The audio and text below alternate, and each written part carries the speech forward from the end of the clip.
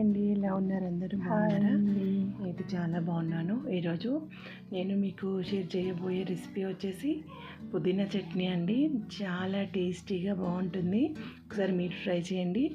ఒక గిన్నె పెట్టుకొని దాంట్లో జీలకర్ర, ధనియాలు, ఒక 10-15 వెల్లుల్లి రెబ్బలు, ఒక 20 గల్ల పచ్చిమిరపకాయలు అన్నీ మంచిగా వేసుకోవాలి.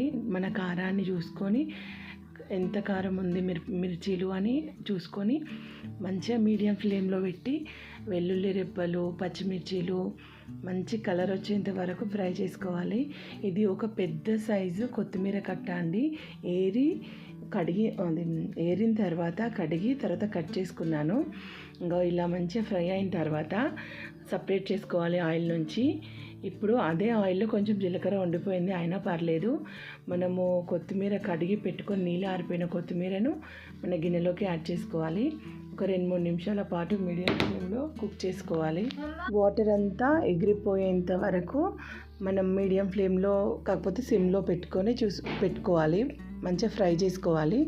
మనం ఒక మీడియం సైజ్ అంటే నిమ్మకాయ సైజు చింతపండును ఇలా కడిగి పెట్టుకొని యాడ్ చేసుకొని వాటర్ అంతా పోయేంత వరకు ఫ్రై చేసుకోవాలి.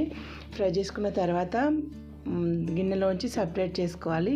అంత కొత్తిమీర కొంచెం అయిపోయింది కదా, ఇంకా మిక్సీలోకి యాడ్ చేసుకోవాలి. జీలకర్ర, మెంతులు, ధనియాలు వేసుకున్న ఇది ఉంది కదా మసాలాది, దీన్ని ఫస్ట్ మిక్స్ చేసుకుంటే కొంచెం ధనియాలు ఉంటుంది కాబట్టి బరకగా ముందు ఫస్ట్ దీన్ని నలిగిన తర్వాత మన కొత్తిమీర వేసుకుంటే టేస్టీ అయిన యమ్మీ అయిన కొత్తిమీర రెడీ అయిపోతుంది.